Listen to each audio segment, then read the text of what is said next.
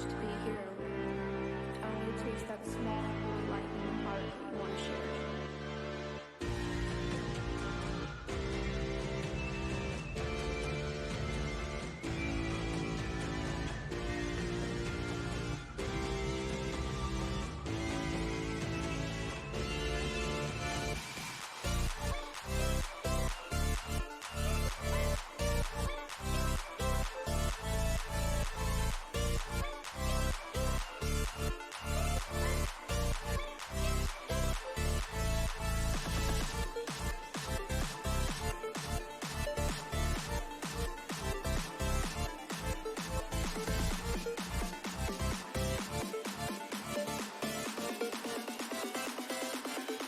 Ready for this?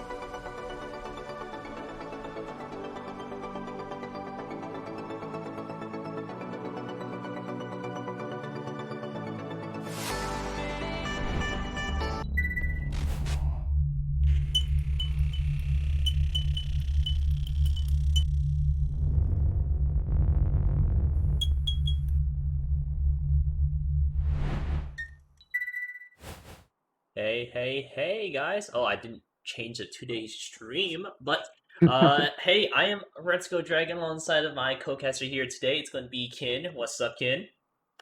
What's up? What's up? Feeling good? Yeah, going to have some pretty good games today. It's actually going to be a pretty busy day for streaming. First up here, we got our Diamond Week 9 games, which is just the last bit of games that we needed to do before we go into playoffs. We already showed at least one game from them already. We didn't show Your Poopy versus MLP, but in any case, we already showed those games. Let me just go ahead and turn this box off since I don't have everything yet. So in any case, yeah, today we're gonna have some pretty interesting games. First up, we have the Diamond Win versus the Imperial White Knights. After following that, we have Snake versus My Little PogChamp, and then ending off this portion of the stream, we got G&E Club ISU JV versus the Your Poopy. So pretty good lineup so far. This is just wrapping up for our Week 9 games, just getting those in, and once we do that, we will be, set in stone to go finishing up the gold, which is week 10, and then streaming whatever quarterfinals we have. Speaking of which, I'll tell you guys at the end of the stream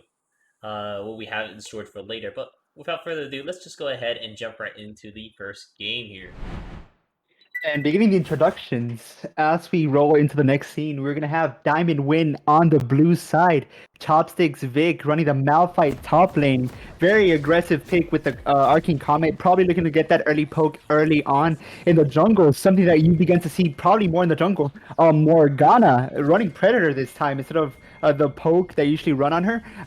Should be pretty interesting. Great ganks if she does manage to land that Dark Binding. In the middle, we have Little Boat running this Victor signature mid lane pick for him. And in the bot lane duo, we have Katachi and Galbartois running the bot lane duo of Tristana Gallia. Yeah, while over on the side of the Imperial White Knights. And engage, getting ready to Captain manages to dodge the Dark Binding, but will be haunted. And it's going to be first blood going over to Galbartois here on the Gallia. Yeah, Galbatorix, I think is how you say the name. I'm not exactly sure, but it looks like Galbatorix. But in any case, still, first blood More going action on here in the over. top side.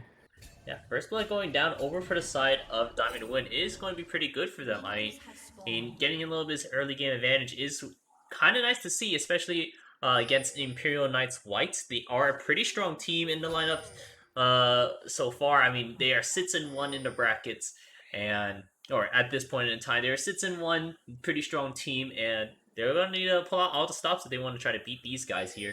Really, just try to hurt them down to move them down further into the bracket. Everyone yeah, pretty much everyone makes it over into playoffs here for the Diamond Caps League, but it's just a matter of fact if you can get a better seeding so you can face some easier teams. And yeah, moving on to the red side introduction, we're gonna have the I didn't Imperial even. Knights White. Yeah. That's what I was forgetting. My bad. That was a whole. We had a whole invade, but yeah, we over with Imperial Knights White, like we were talking about, over on the red side. Ninja Blinka playing the Silas in top lane, Capture playing the Hecarim in jungle, Very Difference in the mid lane playing that Yone, and then for the bot lane we got Vital and Predabear playing Jinx and Rel. And I'm gonna talk about this bot lane first. Unless we see some more action here in the top lane, trade coming in from both sides, but it's gonna be Chopsticks Vic who's gonna win the trade and might be looking to get his first kill of the game. But no, it's gonna be the level up who's gonna be able to turn this around. But does he have the damage? The flash goes out by Chopsticks Vic, and it's gonna be the follow-up chain that gets Ninga Flinga his kill in the top lane. Okay, good job there, Ninja. I'm not exactly sure how to say it, but I'm afraid, so I'm just gonna say Ninja. TP coming out from Chopsticks. Chopsticks with the aggressive TP. But in the mid lane, we have the Dark Binding that may potentially be looking to land here. Flash respecting the gank here, and it's a follow-up flash from Black with the Rabbit. But it's going to be Captor who's here for the turnaround. The Dark Binding managed to land onto one, but Captor is not done yet. Little Boat does not have the damage. It's going to be the TP from the Silas. The chains managed to connect, and the follow-up flash to get Little Boat out of this fight. 2 kills for Linga Flinga. Yeah, good job. Good rotates. Good looking out from the side of the Imperial Knights White. Parry Difference also uses TP in the mid lane, so he's not missing on too many minions either. I'd say overall, that's a win over for the side of the Imperial Knights.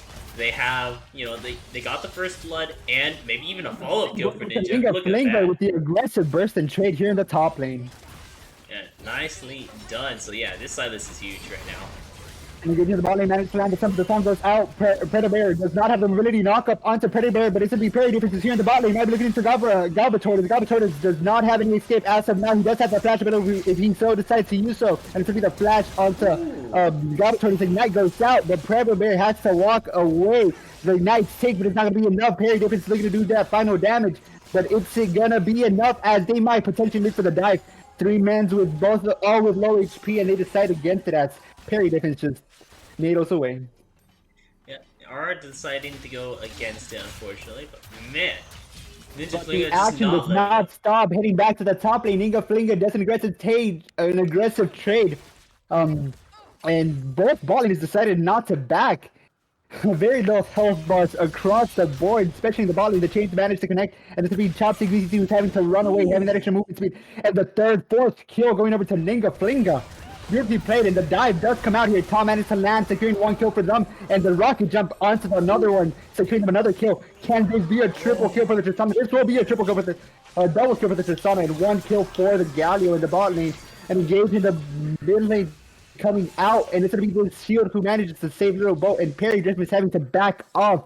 I cannot even catch my breath. This game is faster than a race car on the 8500. Yeah, it definitely is very action-packed so far. We're looking at, 12 kills total around the map here in 5 minutes. We might be potentially seeing a little bit of a Clown Fiesta, but we'll just have to see.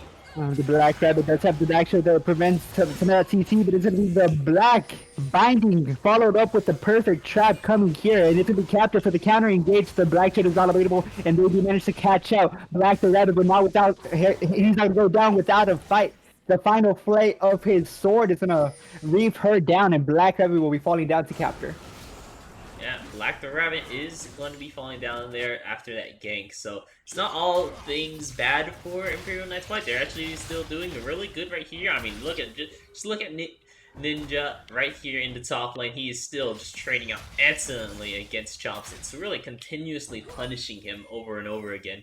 So right now, they could definitely try to, run away with the game here. It's only a 300 gold difference because of how much fighting each The side is chain doing. speed Like, look at connection, that. that's a fifth kill here in the top lane. We're in the bot lane. We are panning down, Vital falling down to the last final proc of the explosive bomb that Kitachi had landed on him. Yeah, those explosive charges are going to be pretty deadly. You have to be careful. I mean, Tristana is in the meta right now for a good reason. She provides so much early game damage now with this Engage going on, the taunt goes out, managed to land into Predator. Predator, it's a huge tank, managed to tank this completely capture onto the back line. Kitachi does not have enough damage. It's going to be the final Ignite who takes this down. And now Gabba Tortoise is looking to turn this around, but will be falling down to Captor. Captor on a rampage. 5-2, but should be falling down to the soul chains that are going to be catching him out. The TC and the damage does manage to land, but in the top lane, we have the Unstoppable Force stolen away from the Malphite up 2 levels. This Silas is and should be looking to further expand his lead.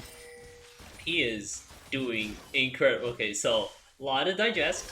Top lane, it's very, as you say, doomed right now. Just because, I mean, you're playing a weak side top laner anyway, so it's not like it's necessarily that, like, this is unexpected or anything. Because Silas into Malphite, he definitely does have a big advantage, I would say, against the Malphite here. Especially, look at that engage. Unstoppable Force managed to land, still up 2 levels. Chopsticks big having to back out. Down nearly 20 CS in 2 levels. One completely component item. The black shield is here available and should be able to block some of that damage. Trying to do some TC here in the mid lane. Nothing's gonna come over into Capri. Comes here. The Fade Shield does manage to land. The Onslaught of Shadows is still available for Capri if he so decides to follow it. Onslaught of Shadows does come out. Managed to fear Little Boat. Straight into parry difference, and parry difference picks up a double kill. Moving on the top, and we might believe for a dive, but this is going to be too ambitious. He does manage to pick up having to waste flash and getting out alive with less than 10 HP left on his board. Look at him.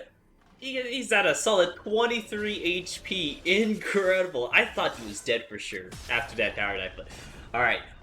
There's still so much to digest on what's going on here, but it's just been a full-on clown fiesta. Look at that, we're still fighting in the bot lane now. Knock up the top does land onto Predator, but Predator does have the jump to get out of there. He does not have his mount, so it put in a vulnerable situation, but the Jinx is there for that extra safety. Yep. Okay, so that's going to be end of that engage. What a fast few minutes, I want to say. We're only 8 minutes into the game here, and 22 kills have already gone down here, and a solid 2.3 gold lead over for the side of the Imperial Knights White. Really nice to see them up ahead.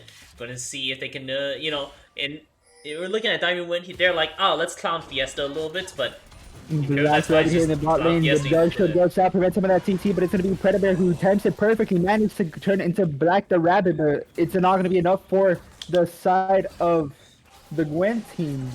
And they're going to be able to disengage him, on the mid lane. Very different for engage. He does not have the Fate Seal, but he's going to be able to trade out aggressively here, taking 1 turret damage, but still out damaging this Victor here in the mid lane. Yeah, Victor's not having a great time, especially with parry difference. He's doing really well against him. We're looking over at not only just all of these kills that's over on the side of Imperial Knights White, we're looking at the CF difference too. It's huge in the top lane as well. Parry difference, just one-sided trade all day against the Little Boat right now, and Chopstick's not having a great time. He has his ulti at least, but still not having a great time. Yeah. And yeah, I think the mistake came when he chose the Summoner Spell Runes. I think you want to play a little bit more defensively against the Silas since it is a counter matchup. Maybe looking for something like the Grasp, or maybe even the Aftershock with that extra slow, and then engage comes here. The Magnet still managed to get onto 2 of them. The Black Shield going onto Kitachi, the one most important member of their team. And it's going to be Kitachi managed to collect onto Captor. Parry different CPs into the bot lane. He does have the Fate Field, the field, oh my god, the Fate Shield here available if he does decide to engage onto them. But it's going to be a 4v3 in the bot lane. The Dark Binding managed to land onto Vital. Vital might get a substitution here. The 2, 3, 4 procs of the bomb managed to land onto him. And it's going to be Parry Difference who's going to turn this around. The shield manages to help him stay alive. But it's going to be that final shot from Tristana who takes him down.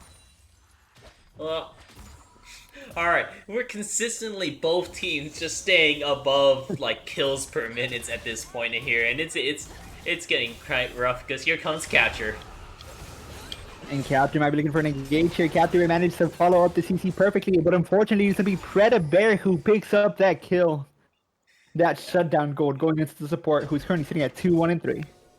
Yeah, Brel with a couple kills here is. I mean, I would love to see it go over to Catcher because we're going to need.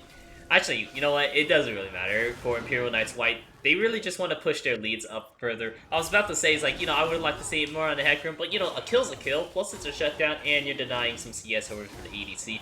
And I'd say it's pretty worthwhile little votes over there. Seeing if maybe he could do something for that dragon, but he doesn't necessarily have vision over it, especially now with that control ward there. This is going to be an easy dragon over for Imperial Knights White. Solid 3k gold lead in their favor. They have 2 dragons to their name, and they have 6 kills over them, which is not much when you're considering that it's 11 to 17. But, I mean, 3k gold lead is a 3k gold lead. That is a full item in a head, and you can see that it's really built specifically on Ninja Flinga in the top lane, who actually has a whole item built against this Managed to laner. land the Everfrost. He does have the top over 4 middle. If he does so decides to continue the fight, Conquer has completely stacked. And coming back to his top lane here, one of the things that really disappoints me is that Ninja Flinga decided not to go Darkseal. Like, he obviously has a lead, he was obviously winning lane, and he was playing very aggressively. So having a Darkseal would have been like very lucrative in his side and could have like later turned into the Magi Soul Stealer, which would have further increased his lead, but maybe he's going to pick it up at some point later in the game. But if he doesn't, a little disappointing considering that he's 6-0-0. Yeah, I mean, Dark Steel is always a nice item to build into, but I imagine, like, maybe he was, like, he just had enough in order for his Everfrost and his boots, so he opted in to go for those 2 items rather than the Dark Seal. Everfrost is a pretty big power spike for him. And the Unstoppable Force that does not manage to connect, flashed out of there, and the Unstoppable Force backwards. Captor trying to do some damage, but it's going to be Ninja Flinga with this Silas 7-0, securing the kill, 700 gold bounty. Massive lead in the top side for the side of the Imperial Knights White. Good jump by Predator getting out of there. Nicely done in order to get some wards down. But in any case here, yeah, Imperial Knights White, we're seeing at a 4k gold lead now. So the lead is just expanding and expanding with every kill that Ninja Flinga gets here. Even though he's, you know, you have Chopstick Vic in the top lane. He's 0-7 right now, which is very unfortunate. He's sitting at 32 CS. He's not having a fun game right now. In terms of counterpicks, he absolutely has been counterpicked by such a strong and aggressive top laner that Ninja Flinga and he's doing a great job at it too. While if we're looking over at other lanes, it is a little bit more even.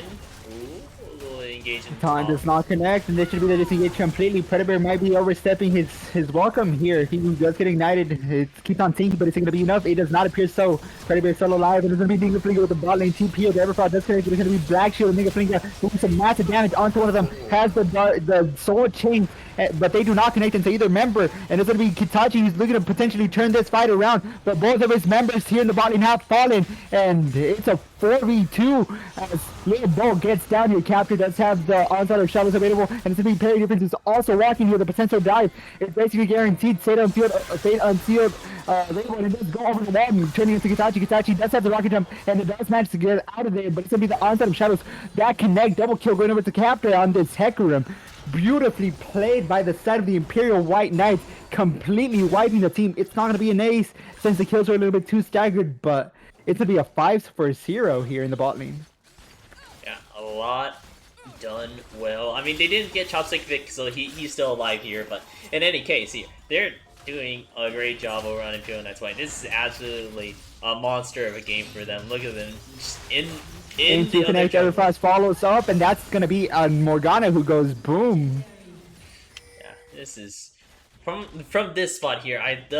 It's hard to say if there's a way for the Diamond Wind to really come back here. I mean, you have such a strong top laner already. Tendies is scaling up here, so he's getting there. Chopstick Vic is so far behind right now. Just he's been starved of so many resources.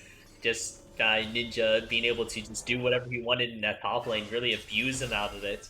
So it is looking to be quite an unfortunate game over for Diamond Win, but I mean, I've seen some crazy things done as well, so maybe this game just goes on forever, and we get to see some late game. But even late game, I would say Imperial Knights White has the sort of better late game comp, because you have Jinx plus Yone really good for that late game, just because they scale very well.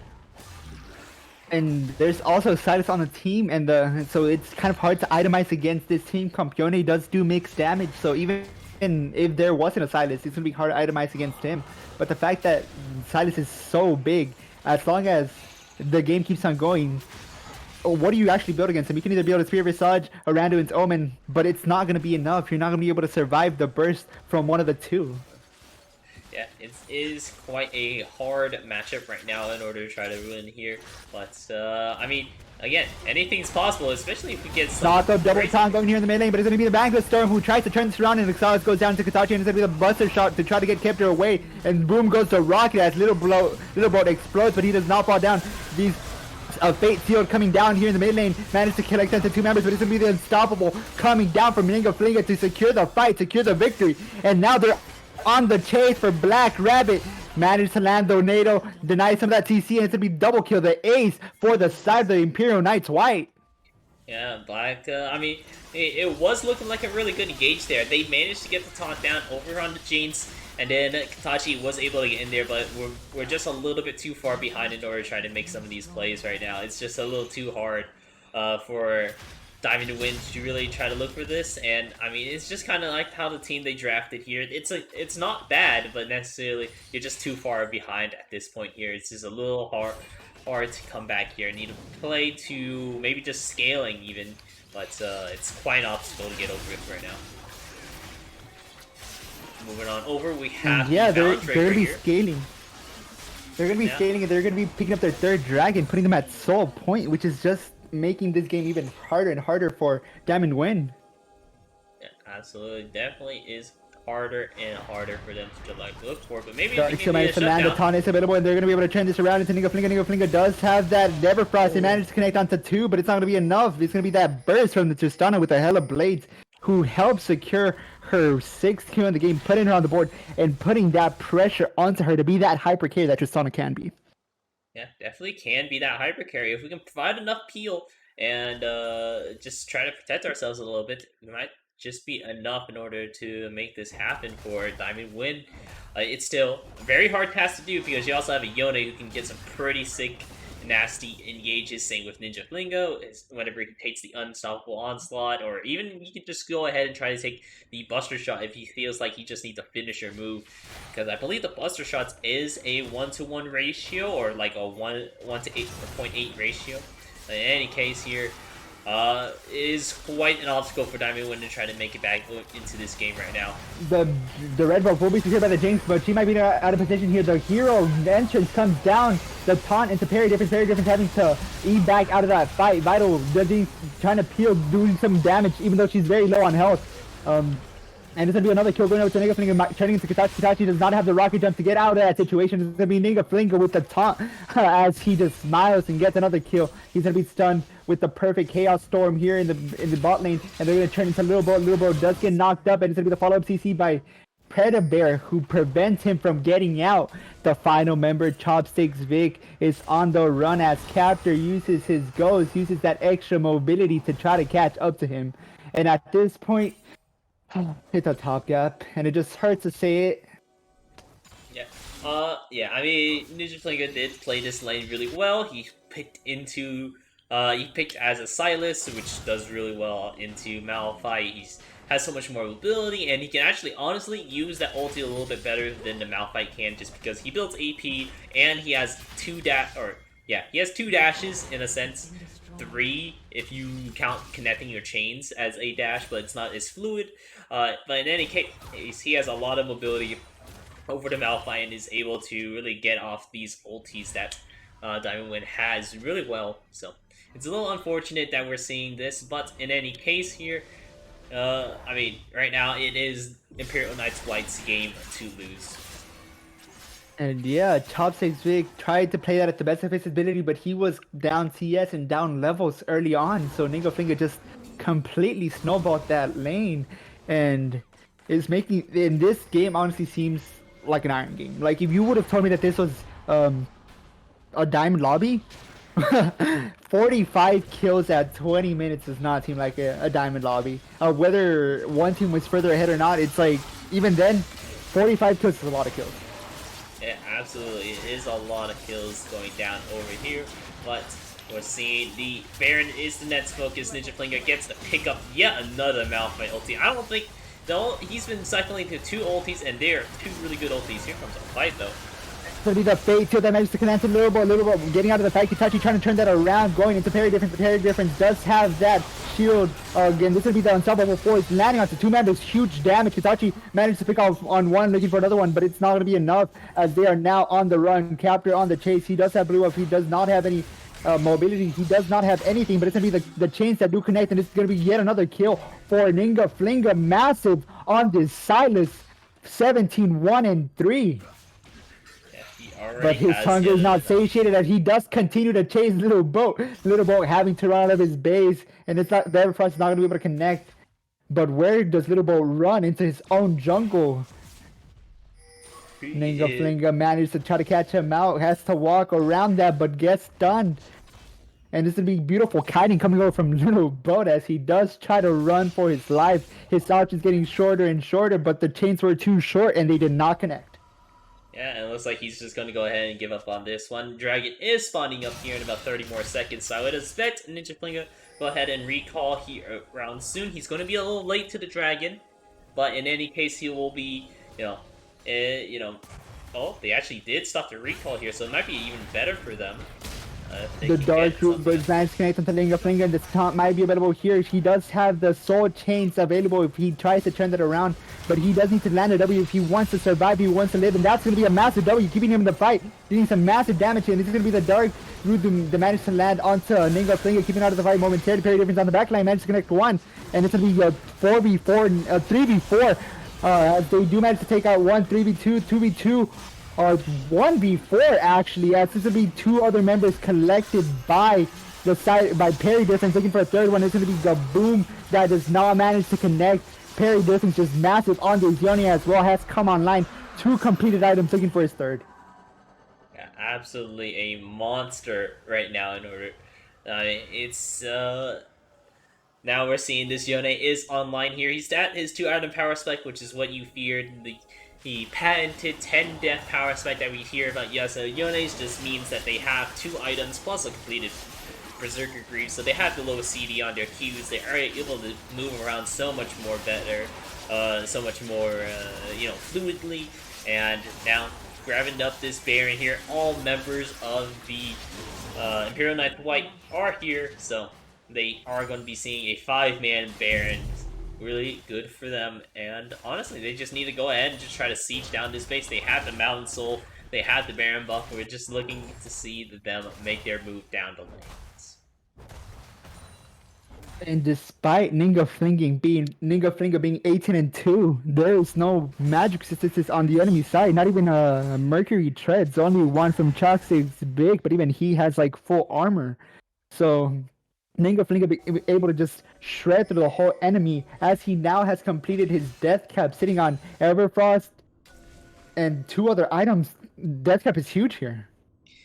Yeah. Seeing Everfrost, Cosmic Drive, the Rabadons, and then also picking up the Spectral's Prowl. Sorry, can't say words. Probably building into that Spirit Visage because of how much AP damage is coming out from the other side. Ooh, maybe a collab. And Ninga Flinga having to flash over the wall, managed to dash it completely out of there. Capture just using that movement speed to get away from there. Parry difference might be in a tough situation here as he did TP to enemy Mac lines, but he is going to be a Yone. He does have that mobility. And this will be the unstoppable force going into Chopsticks Wig. Chopsticks Wig will be picked out here, and they're just looking to siege through top. Yeah, this is I would classify this a little bit as bullying right now. I mean, doing so much to Chopstick Vic. He is 1 and 11 right now, so pretty unfortunate on that fact, but we'll see. Maybe they can still try does manage to connect onto Vital, and it's going to be Kitachi who does that. Jump Magnus Storm pulls Kitachi back, and it's going to be the Exhaust that is going to keep Vital alive a little longer, but it's not going to be enough. Galbator is having to run away. Support versus support, but one of them is level 10, the other one's level 13. Goes for the tower dive and gets out basically unscratched as the Dark Binding does land into Nigga, but he's just getting closer and closer. Feels the Soul Shackles as they go for the dive here. The Onslaught of Shadows manages to connect onto one, and now it's going to be up to Chopsticks Vic to keep this dream alive. But the dream has died as 3 remaining members of Imperial Knights White just siege down the enemy base. Yeah, nothing you can really do here at this point. I mean, you have Katachi and Galaforce is coming in pretty soon, but you need someone else to help really enforce this kind of engage against these monsters right here. They are trying for it. Here they come. Does manage to land, but Parry Difference decides to ignore it and go straight onto Katachi, and that is the right move, taking Katachi out of the fight and winning that completely. Yeah, completely indeed. So, well done over for the side of the Imperial Knights White for Rennick. Looking at that round, I believe they already played their quarterfinal matchup here. Just gonna be looking for it. Yeah, they already played. No. It was here somewhere. But in any case, if you haven't even played it, it's fine. That's congratulations for winning out and becoming 7-1 for the split second seed here. For Diamond Cats, congratulations. We're going to be taking a quick break first before we jump right into the next one. We're going to be switching on over for the Snake versus My Little PogChamp game. So don't go anywhere. We'll be right back.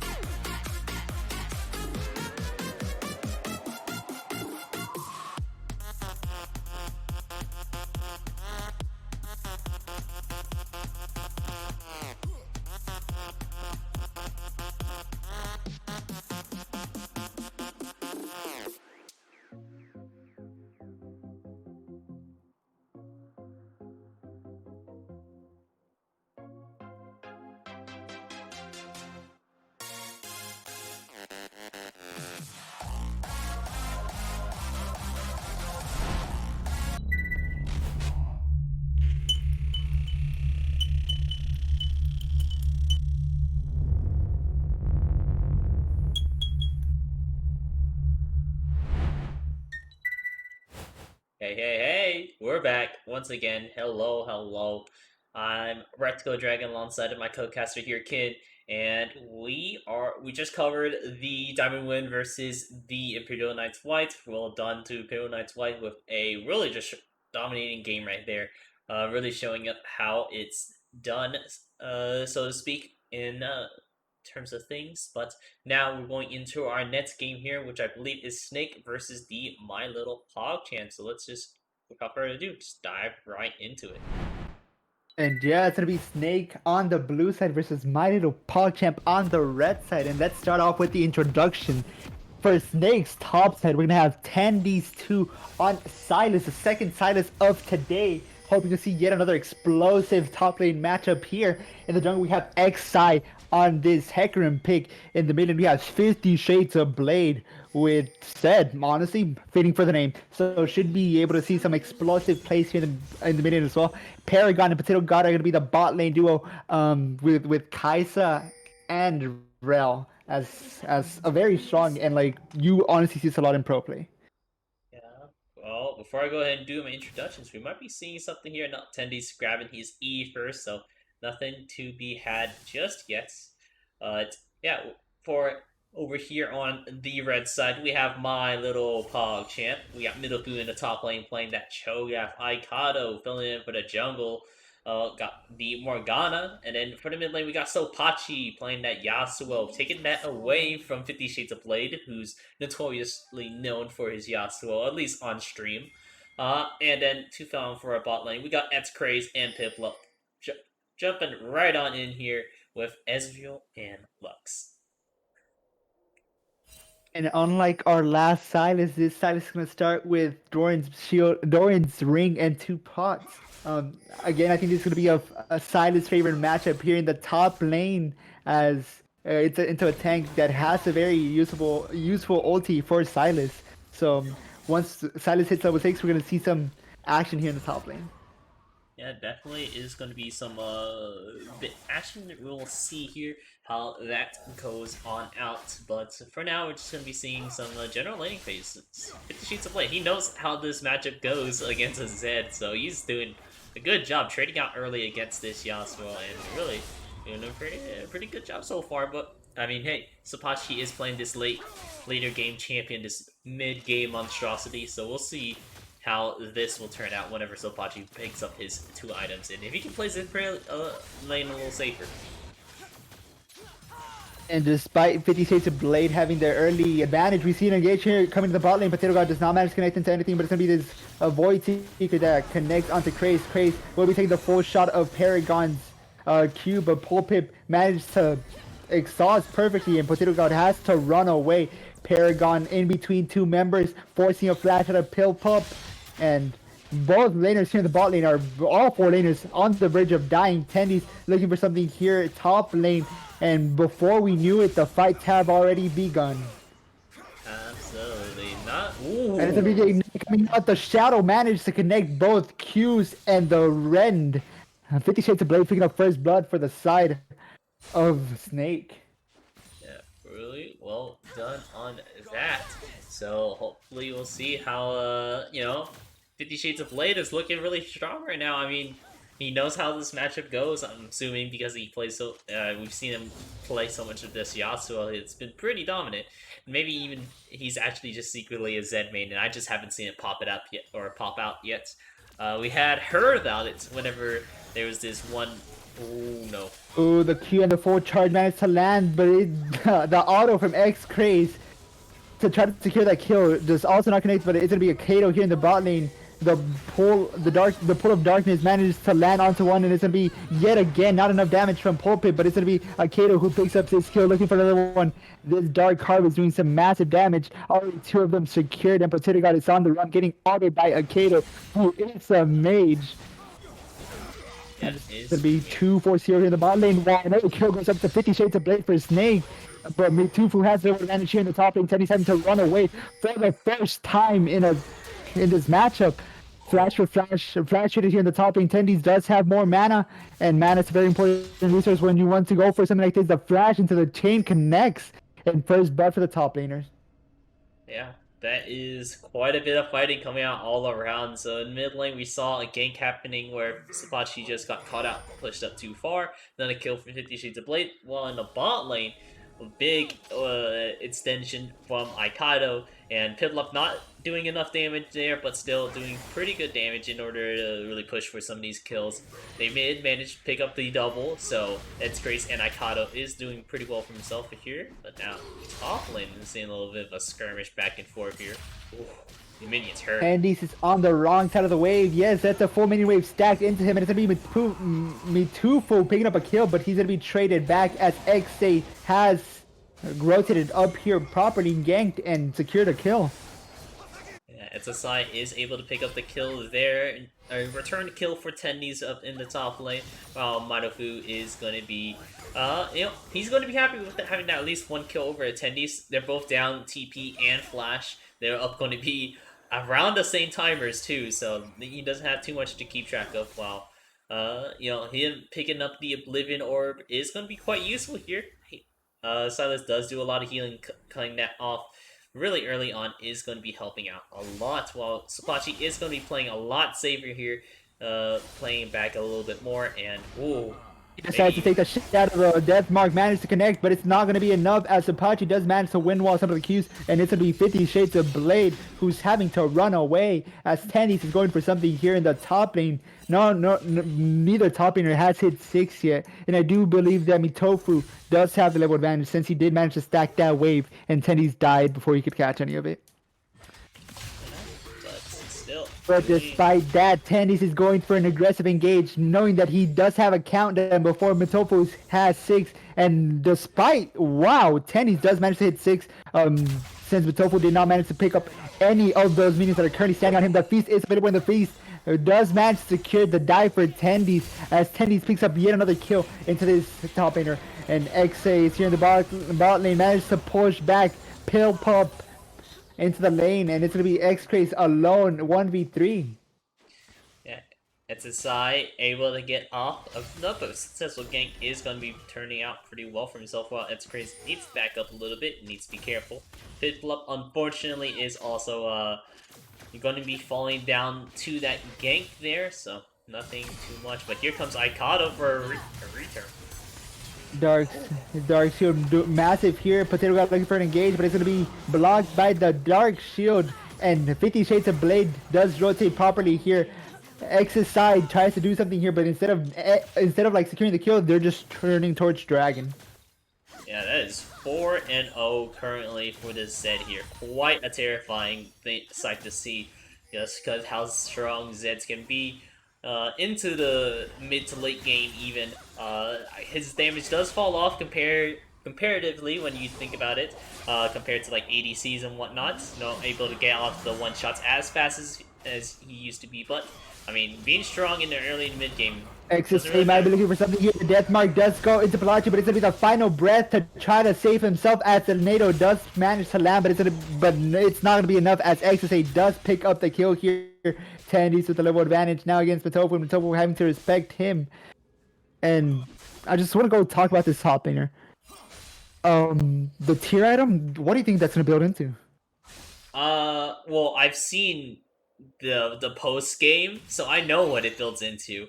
So I mean, there has been, I believe, a where you go Muramana over for Silas, just because it's just because of how much you're on hit. Interesting on hit attack, but it's gonna be 50 Shades of Blue who managed to land Potato God's TC and then help him secure this kill against the top laner, dealing with the Cho'Gath before he becomes the problem. Since 50 Shades of Blade is an assassin, later in the game Cho'Gath is gonna be a threat to him as he's not gonna be able to burst him down.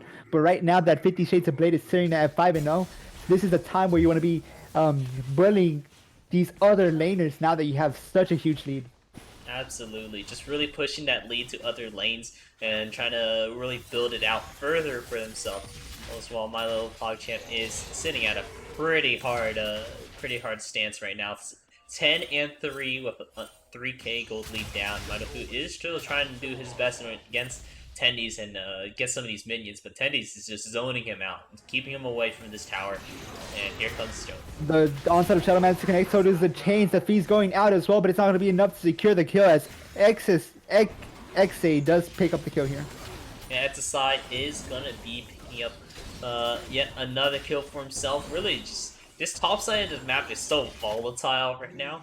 I mean, Silas doing a great job, XIV doing a great job, 50 Shades of Blade doing an amazing job here, but... Oh. And 50 Shades of Blade using the death mark on cooldown. The knockback does manage to land, but it's going to be the NATO to try to get away. And yet again, the Yasuo getting closer to the 0-10 power spike as he has died 4 times so far. Yeah, this is the secret plan that Milo PogChamps wants to do. The more deaths that Sapachi gets, the closer he gets to that 10 death power spike, where generally 10 death Yasuo would have 2 items. He is making his way there slowly but surely. He has the Berserker Greaves, which is going to be helping out a little bit, but right now he just does not have the damage to really match up against 50 Shades of Blade and how much trading power he has.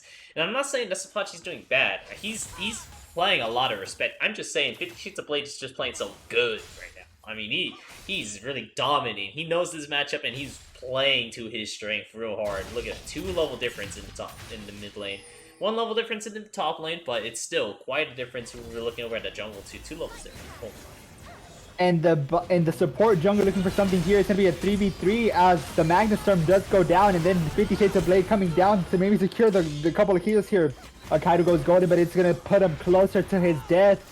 The Blinding Light does manage to connect, binding 2 of them. But Akato just trying his best to get away the full proc of the Kaisa passive, and the double root turning around. Pit up trying to do some extra damage. It's going to be this onset of Shadow into the Killer Instinct to secure the kill. Ooh, oh my god, this jungle is playing great. Just rotating on perfectly and counter ganking as he so should be. Yeah, the amount of rotates that XIV is doing, he's making sure that he's not just in the lane, he's still farming really good. On top of that, he has 9 kill participation. That's over half for his team. So he's making quite a difference for his team right now, rotating around the map everywhere. And he's playing really aggressively here. He does manage to hijack the feast yet again. And it's going to be the I Love PogChamps team who respecting this perfectly. Feast goes onto Yasuo. Yasuo falls down. Deathmark into Mutofu. Mutofu will just be trickled down as his body begins to explode. And it's going to be Silas picking up a double kill. The Deathmark does not even go down before he dies.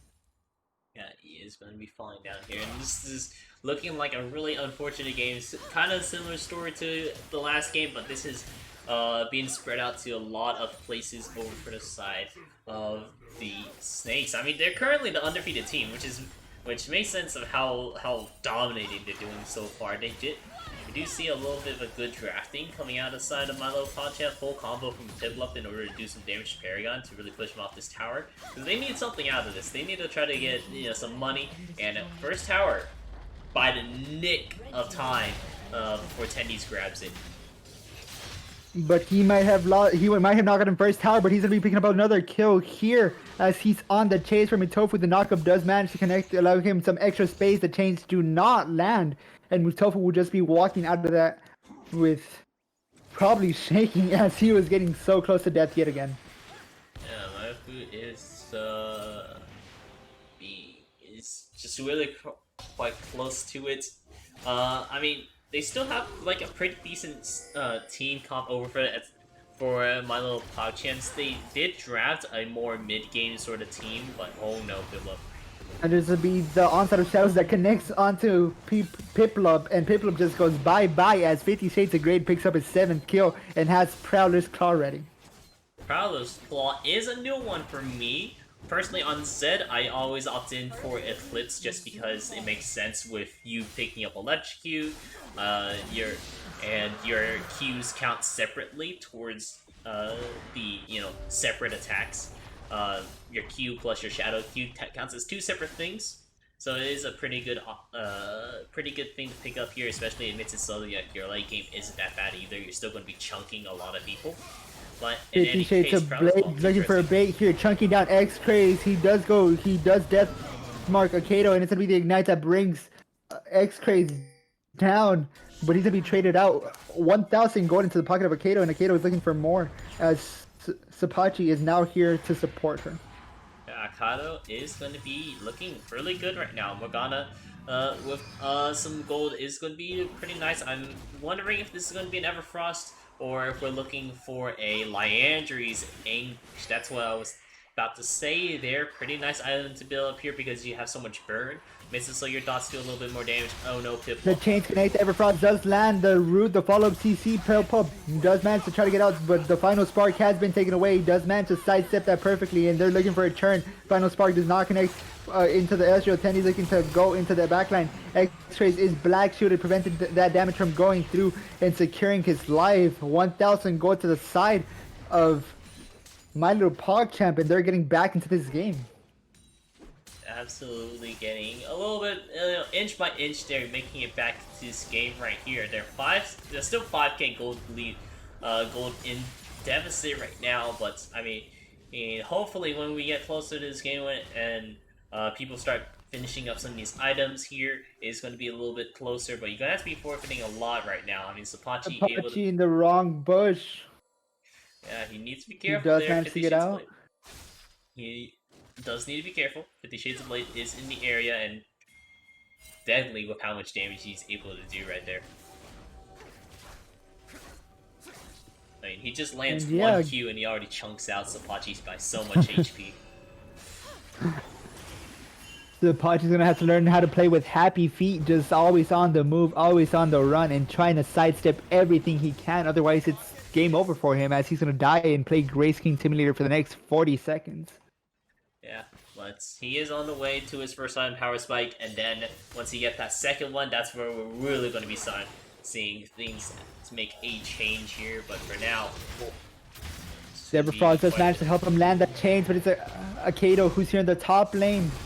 Pale Pup on the wrong side of the fight managed to land the point and click CC that it is going to be the Everfrost. Everfrost not going to be enough to secure his life as the onset of Shadows going to the backline. It's going to be a double kill going for the Shades of Blade as Tendy picks up a kill in the top lane, and he's looking for some more as Mitofu is here with more HP, but it's a level 11 versus a level 9 mid lane tower will be falling down, and Yasuo's here to try to salvage something, but they're just going to continue running it towards mid, and Sapachi might get his 6th death of the game. Mitofu very close, almost managed to change to Tendy's. Tendy's might be going for the tower dive. He does go for the tower dive as the chains max range managed to connect, and it's going to be another 2 kills from the side of Snake. Yeah, another 2 kills over side for them, and right now we're looking at a score of 24-5. This is quite an insane game here. We're looking, let's see, that is a 7k gold lead, just about. That's 2 items plus like a giant spell on top of that, so they are looking pretty healthy in it so far. They're looking for a little bit of engage here, but they gotta be careful. But the turn comes down, not enough damage. A lot of burst over from the side of My Little PogChamp. 1,000 gold into the side of X-Trace, and X-Trace is now huge. Give him an inch and he'll take a mile. Yeah, hopefully he will be able to make a mile out of this inch, but I mean... And he's going for one more, and he's managed to turn this around perfectly. The onset of Shadow manages to fear 2-3 members out of that fight, and X is safe, just doing some massive damage frontlining, but still damaging Kaisa as of now. Kaisa has not yet been able to be in the fight, but now she wants to.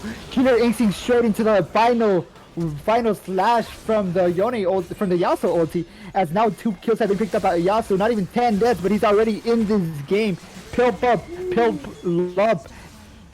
manages to secure the triple kill for Sapachi, and Yasuo should not be feared, as Yasuo should be feared as he is now in the game. Should be finishing up his first item when he backs, but they'll be looking for a dragon spawning in 14 seconds. Yeah, we are looking for that dragon. Unfortunately, he is unable to grab it back right now. I imagine he's sitting on quite a bit of gold. That's enough to finish up his Immortal Shield build and start working towards that IE. Dragon, it has spawned up here. Sapachi now going to have 4 flashbacks because here comes 50 Shades of Blade, and so much damage. And that's exactly what the Prowler's Claw is for. You cannot get away from a point and click's ability. He managed to get onto him, use that W to do some extra damage, having to flash over the Dark Binding, but now they're turning to Death Mark into Kato, and I don't think it's going to be enough to keep him alive, as he does manage to pick up a second kill. Mitofu is here. He is the tank, which is one of the main counters. Mitofu managed to feast onto 50 Shades of Blade, but 2 for 1 is not going to be enough. Now they're looking for the tower dive. A tank versus 2-3 members. The root does manage to land onto XSA, but it's not going to be enough as Potato God and Tendies are on the hunt for Mitofu, who does not really have anything to fight this and is probably going to be looking for an execute. The chains are nearly close enough to be connecting, but it's going to be the CC coming down. Feast stolen away from him and waiting a little bit longer, securing the kill. Tendies getting another feast. I think that's Tendies' fifth feast of the game. Let's go ahead and check it out. There we go. We're at 4 feasts right now, so 1 incomplete feast if you're thinking at the very least. But here it comes. Sonachi with the tornado managed to land the ulti, but it's going to be the Mortal Shield who keeping him alive. The ulti does not manage to do enough damage. Tenny's on the run now. He gets hit by the Final Whisper, and it's going to be a Potato God trying to tank this with a Magnet Storm. It does manage to run out. Killer Instinct not available for Paragon, and it's going to be a double kill going over for X-Craze. Triple kill, and he's taking that model I talked about earlier. 1 item complete, and he's already scary. Ezreal might be the win condition for My Little PogChamp as they do continue to dominate here in the bot lane. And the only thing Shades of Blade might be looking for something here. Yeah. Oh no. Oh. Scary. Soul Chains do not connect, but it's going to be enough damage as it's going to be X-Trace who does the burst and Akato with the final damage securing the kill for his team. Yeah. Are looking like they are going to be pretty strong right now. I mean, that's crazy. It finished up that Dustblade now. The only issue I see right now is that, I mean, this Ezreal build is a mid-game type of build. It's not late game at all. It's late game in the sense that it does still do quite a bit of damage, but it's not as much damage as you can do with a Divine Sunderer and a tier. We're seeing that X-Craze also often not spy a tier either, so he's looking for the Windwall's not able to block that engage. Pillpup does manage to land another root, and it's gonna be the chains connected into Sapachi. Sapachi having to turn around. The Everfrost does not connect as well. Another root. Oh my god, Piplup on this Lux has managed to like not miss a single shot. X-Ray's throwing more warning shots, managed to connect 1. If he does not miss, he only throws warning shots, as Ezreal does like to say. And they're on the winning side of this fight as they have taken Tendies out of here. But 50 Shades of Blade looking to one-shot someone. It's going to be Pillpup as he goes down. Deathmark still available. Double kill over for the side of 50 Shades of Blade. Not having to waste the Deathmark. And now they're looking for Baron. Morgana potentially will be falling down first, as it's going to be XSA who's here taunting a little bit, waiting for her to blast plant over. Dark Binding does connect, and Akato just walks out. Yeah, just going to be able to walk out here, but no blast plant is available anymore in order to try to go for a steal, so this Baron is pretty much theirs. Oh, Tendies just taking up a lot of attention over this mid lane. Akato now, oh Deathmark going into Akato. Ooh, but he's gonna go golden, prevent that damage from coming out, but it's gonna be the flash over the wall, keeping him alive. Everyone in the Baron pit is falling low. Paragon having to just walk away, pick up some of that chorus fruit, as the chorus fruit is not in here, it's in Minecraft, and it's gonna be 2 kills, 1 kill going over to Rel. The Killer Instinct manages to connect. Mitofu on the run, 1 final auto attack will secure the kill for Paragon. Yeah, Paragon is able to be able to secure a kill, but man, this is quite the game here. We're doubling kills over to the side of Snake, but surprisingly, even with doubling their kills, it's only a 6k gold difference. I expect it would be a lot more than that. So they are making their way back into this with all of these shutdowns that they're managing to grab here, and looking to keep on scaling up a little bit more here. It is going to be a scary question whenever we get to the point where X-Craze is just not doing enough damage anymore, where his mid-game build is just not cutting out no longer. He didn't build a tier, so he's not going to be able to have that sort of late-game damage, nor does he have a Divine Sunderer, which, again, late-game sort of, which builds toward that late game. I mean, you need the power now, obviously. I'm not bashing on that. I'm more so saying is like, this is like quite unfortunate situation. I see in the back end, Popip having to force the flash. He will get stunned momentarily, but it's not going to be enough to secure the kill. 50 Shades of Blade trying to get there. The Ignite will go down from Potato God, and it's not going to be enough as it takes down Piplup. managed to get out alive, but just barely. And now they're in a 4v5 situation, 4v4 if they do so engage, as Silas is spinning here in the bot lane. Sapachi having to win while those abilities, and he's going to be chunked down by the full ability from the Icathian Rain. Paragon just completely zoning, and they're looking for Dragon, which is in 40 seconds. Yeah, they are looking to try to pick up the Dragon here. Nice Dragon too. I mean, it's the sole point here, so once they grab that, a lot of this damage is going to be real hard for them to deal with. Sapachi at his 2-item power spike here, but not as strong as you would normally see, just because he has to opt in for that. And he just managed to land the ever-process killing instinct is here for Paragon to secure the kill, and now they're on to Sapachi. Sapachi does not have the damage, and it's going to be this Immortal Shubo who keeps him alive momentarily. Chains connecting to Mitofu. Mitofu is a tank hiding under his tower. X-Trace is here for that damage, and it's going to be the Magnet Storm onto the back line, but there's no really any back line, as it was only Mitofu, and it's going to be the kill. Another one going onto X-Trace. Another one going over them. He's still zoning out here, but I mean, they're on the hunt, and it's going to be the Feast coming over from Mitufu. Now they're turning into Mitufu. Mitufu, 50 Shades of Blade, helping bring him down as Paragon comes down and secures a double kill for his team. Yeah, but I mean, it's all of that only to kill 50 Shades of Blade. I mean, Tenji's 2 and 50 Shades of Blade does go down there. They're just really flaunting a lot of their dominance in this game because they have such a gold lead on them. They have a 7k gold lead, and really just showing it off right now. A lot of this gold over on the side of Milo PogChamp is focused in over for the side, or over for X-Craze. So that he's at 300s right now. He's definitely doing quite well for himself thanks to all those shutdowns he's been able to accumulate.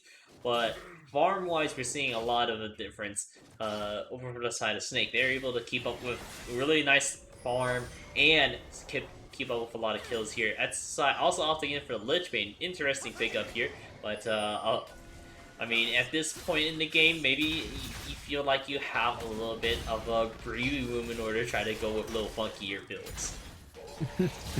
Everfrost does not connect, but the chains do. And yet again, these tanks under the tower is Sapachi having to try to get away from that, and it's going to be the final take of the death mark that secures that kill. And how many times have we seen Tennies go for a dive? He's going for another dive yet again. Feast available for him, and now Mitofu is on the run. Silence him, trying to get him down, and it's going to be another feast for Tendies, as he has just used Feast against more champions than Mitofu has. You know, if I learned anything from these games today, is that pick Silas. Silas, you know, honestly, he's a pretty nice pick on who we're watching here. Play him right. The Magnet Storm to the back line, managed to connect onto 2, the killing instinct onto the back line yet again in order to secure the kill, and it's gonna be X-Craze falling down to Paragon, and now they're looking for another one here, and it's gonna be this Inferno Dragon Soul who helps him secure the kill with that burst. I think that's why he went Lichbane, for that little one-shot potential. Potentially does, since the only other option would be going for a Essence Reaver, you know, opting in for a little bit more AP, why not? But Sapachi now just taking so much damage. Sapachi able to use that wall properly, but it's going to be enough to save him momentarily. $1,000 onto his pocket, and now they're charging for Potato God. Potato God is not in his base, he's on the enemy's base, and the final hit from the enemy tower will secure the kill. 50 Shades of Blade potentially looking for this tank, and can an assassin kill a tank? Short answer, no. Long answer, he just got feasted on. Just gonna be feasted on indeed. I mean, like I was talking about earlier, if you go with the Eclipse build, technically you have a little bit more residency in order to try to beat out some of these tanks, but in any case, opting in for the Prowler's Claw been working out for him as well, so. But just won't be able to fight out this Mitofu. But I mean, hey, it's not your job in order to deal with these tanks. Tendies 2 is just doing a great job in order to beat this. And right now, we're looking at, you know, they're positioning around towards this Baron since there's no other objectives up really. At this moment, at the very least, Elder Dragon spawning up here in about 2.5 minutes, which is probably what I'm imagining is going to be the next thing to go for. Can Sopachi beat Goliath as Tandis is huge, a giant as one? The True Star Barrage managed to land, but it's not going to be enough. Can we get a quick check of how much health Tandis has? Yeah, let's go ahead and do a checkup over on him. He has 3,600 even right now. A lot of stacks under his belt. Feast yet again looking for more health. The chains do not connect. He does not get over the wall, but the Killer Instinct does manage to help secure the kill for against Philpop. Mitofu on the run, and now it's going to be Tandis in the front line yet again. Managed to connect the Feast, and it's going to be another Feast going on to him. I believe that's another 100 health for him, putting him at 3,700 health. A true tank bruiser mage top laner. Two truly doing the work right now over on their side. And here it comes. I mean, they're just sieging down this mid lane just because, I mean, they have so much power as is. But we're looking for maybe a little bit of a response here from Mikado and Sapachi trying to make something happen so they can, you know, really prevent, because I imagine if they go for this Baron, it's going to be spelling a lot of doom for the side of Snake, more than it has already seen this 10k gold lead over in the favor of Snake. Elder Dragon is spawning up here as well in about 50 more seconds, so we have to keep our eyes out on that as well.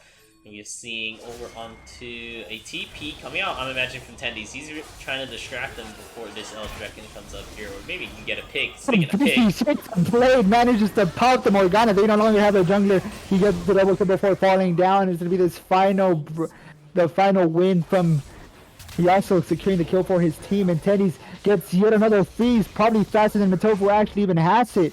He's unafraid of getting hit by everything, just continues to walk like an absolute Chad, getting his feast ready, bringing down everyone low enough, allowing Paragon to get this kill. A feast celebrated with Paragon. The feast does help with that kill, but it is not secured as Paragon does get his second kill in that fight. And Society does have the onslaught, does not have the onslaught of shadows, but decides to go into the air show anyway. This might be the final fight, the final breath for the side of My Little PogChamp. 4 members in the enemy base against 1 Ezreal. A true shot barrage does go down, managed to land, but he is a tank, does manage to just walk away. X-Craze is on the hunt. Paragon will be falling down to X-Craze 12, 8, and 9 on this Ezreal pick. Yeah, 12. 8 and 9. It was a rough early game for him. He's doing quite a bit of damage. He's at the 4-item power spike, which is equivalent. Oh, nice pickup for Aikado there. Nice ward. But in any case, nicely done for X-Craze. I mean, he's pretty strong right now, but I don't know if it's going to be strong enough just yet. 50 Shades of Blade. Oh my goodness. Kaido. Akaido has to go golden, but the death mark is still available for 50 Shades of Blade. Does not decide to use it onto anyone, and it just forces Akaido out of that fight. Onset of Shadows tries to connect, but it does not go into anyone. Blind Onset of Shadows. Now they're turning into 50 Shades of Blade. He will be taken down by the Ezreal. Another shutdown in his pocket, and now they have their eyes on the Elder Dragon. It's melting, and it's going to be almost gone, just like the McGrid from McDonald's. I miss McGrid. Yeah, but here comes Exocite in the base. You know, we're looking for this extra team fighting power, and maybe this is what they need. I mean, SSI is rushing down these towers. Here comes the rest of the squad in order to try to stop them, but power is already gone, and we're left with a naked Nexus, boys. Hopefully, it won't turn out, you know, too bad here. You have the extra power from the Elder Drake in order to do extra burning, and possibly enough damage in order to beat it out here, but we'll have to see. Shall barrage down into Tandis. It's slightly burning, slightly out of range. He's just baiting the enemy team as he's getting ready, as the team is getting ready to take Baron. He does have the feast over the Rue managed to land onto Mitofu, but he's still on the run. One more hit and he's gonna die, but he does manage to heal back up. 1-for-1 is the trade in the bot lane. That's the Elder Dragon roars and kills Tandis. Elder Dragon is going to be coming in clutch there to even up that kill there.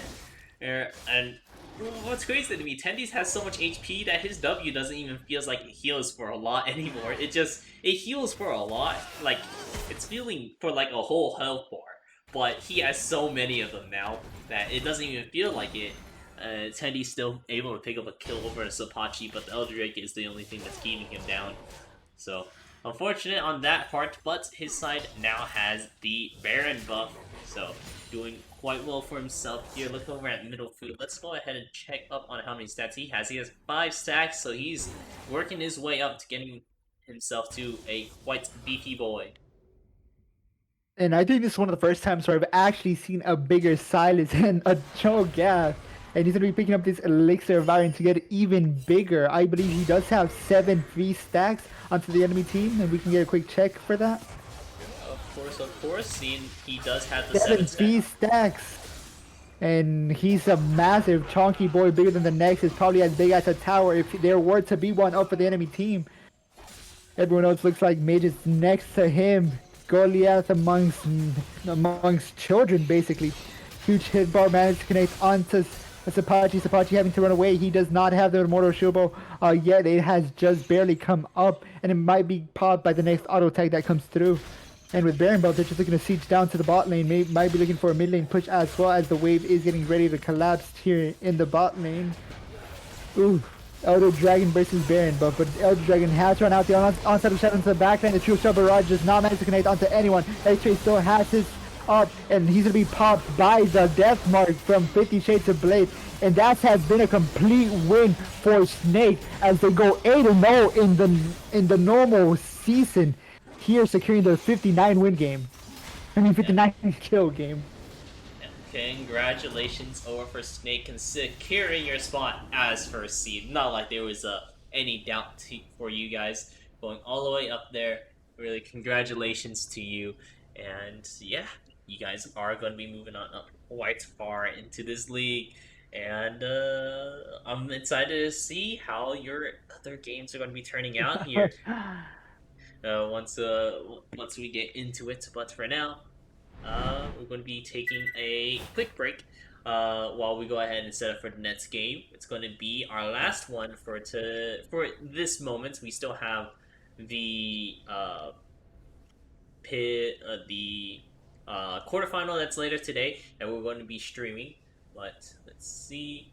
For next game, we have GNE Club ISU JV versus your Poopy. So don't go anywhere. We'll be right back.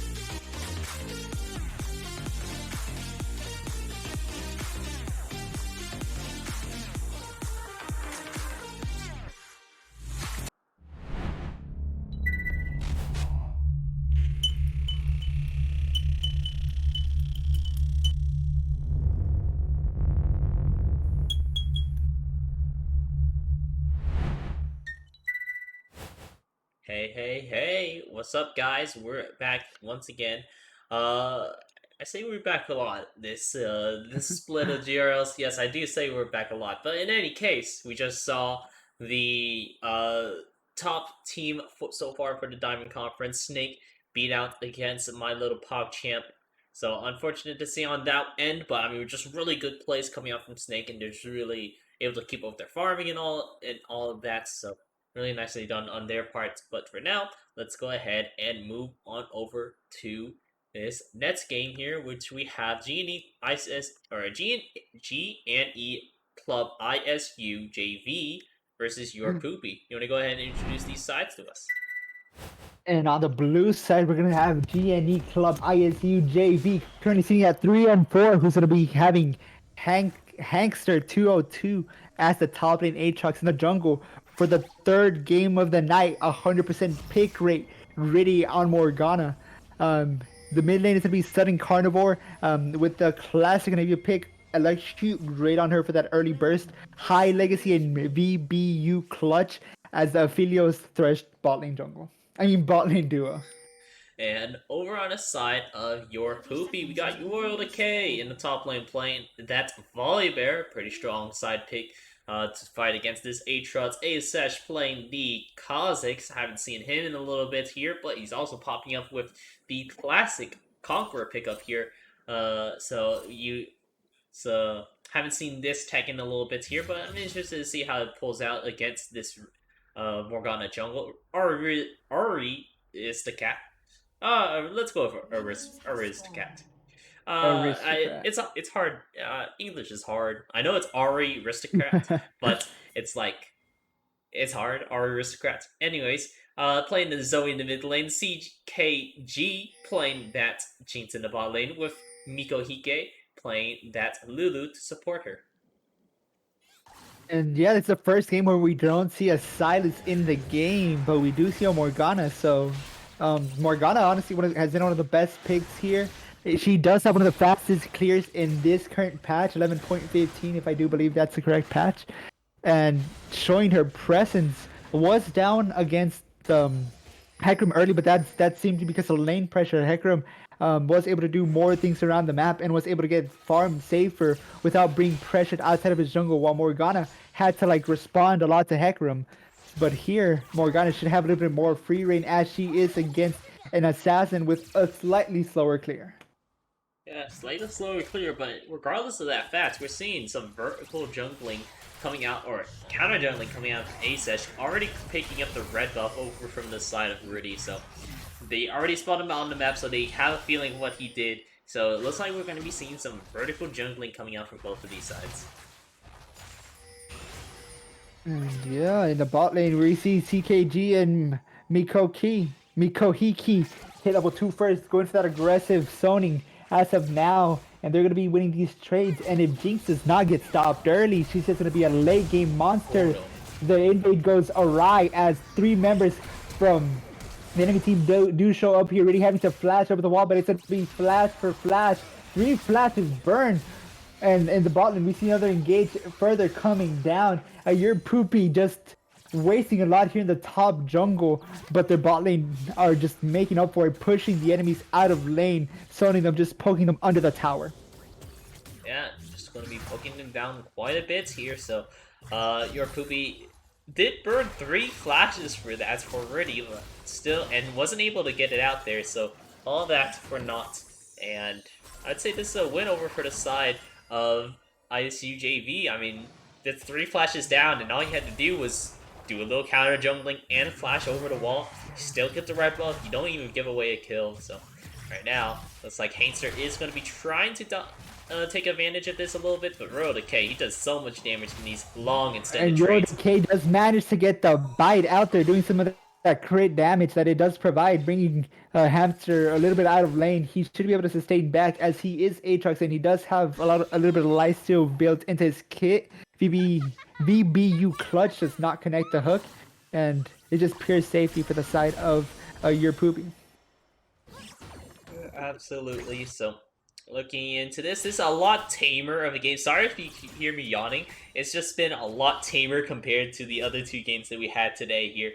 4 minutes and no first blood? Crazy. I would have never guessed it. But in any case, we are going to be moving into a much slower pace here. I mean, I imagine either side has a pretty good chance of getting into this. They have some really good CC over the side of ISU, while over onto the side of your Poopy, you have just the Zoe big thing to worry about. And the turn from Royal Decay as Hamster does step out of the situation. He tries to flash out, but Aces was just right there to pick up the first blood. And already he's on the hunt for something here, but Aces is right there to back him up. There's not an isolated target, so he's not going to be able to do that much damage. But still, the bubble does not connect as they are just running away. And it's going to be this red gun Severum that does connect as the final bullet. The Gravitum managed to, from a mile away, secure the kill for High Legacy.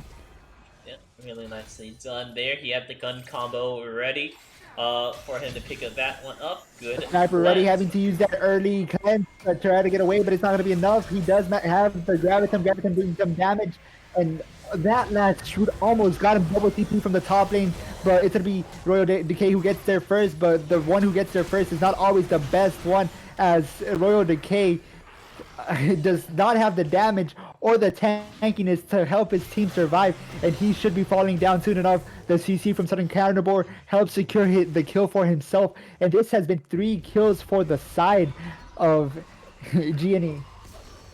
Yeah, really nicely done. ISUJV is in a very comfortable spot right now. I mean, the wall that Southern Carnivore popped down at in that alcove was absolutely insane, because we saw Royal Decay still trying to get into the alcove through the wall, but it was not big enough in order for him to get over there, so he was wasting his time instead of actually moving around and picking up a kill there. So really well done, really well placed, and that is showing up for a good lead over the side of ISU right now. I mean, Aphelios now sitting at a comfortable 2-0.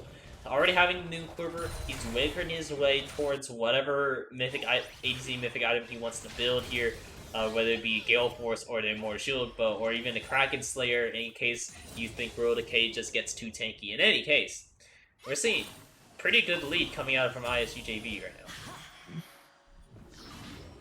And yeah, I want to point out Royal Decay's Bramble Best. I play a lot of custom 5v5s, and in the top lane, there's not a single game where we don't see a Tabby's Bramble Vest whenever you're going against an Aatrox or an Aurelia. It's just so good, provides so much value and survivability for whoever does have the Bramble Tabby. Absolutely. So much value in order to provide it. Gives you so much armor, reduces their auto attack damage, which for Aurelia's case, it would also include her Q. And then the Bramble Vestment, so it reduces their healing, and on top of that, you do a little extra damage back to them whenever they hit you, so it is a lot of good stats for you in general. So picking them up those items early is going to be helping out this laning phase quite a bit here, but for now, a little gank in the mid lane, nothing coming out of it. I mean, they're running, so we'll potentially see that soon. Hook does not connect. Clutch now having to walk away. CKG has that lethal tempo to do some extra damage. It's going to be the Dark Binding landing onto Aristocrat. The Stormcaller is still available for the K. If he does decide to use it here, the bubble does not connect either, and it's 3 of them. Stormbringer comes down the chomp into a Southern Carnivore. He has been eaten by the bear, and the bear goes chomp as he tries to survive but falls down to the enemy team. Does fall down there, while bot lane is still playing pretty passively, which is a good thing to do. You don't want your Poopy in order to get caught out here by BBU's hooks. Able to play this lane pretty safely, and even though they're getting zoned out here, a lot of these minions will be falling over to their laps, not being able to freeze it correctly. The hook does connect onto Mikohiki, and it's not going to be enough. High Legacy does not manage to connect any of that damage into any of the members of the enemy team. He just keeps on autoing the minions. A little bit unfortunate positioning there, but it's still going to be an overall win for GNE.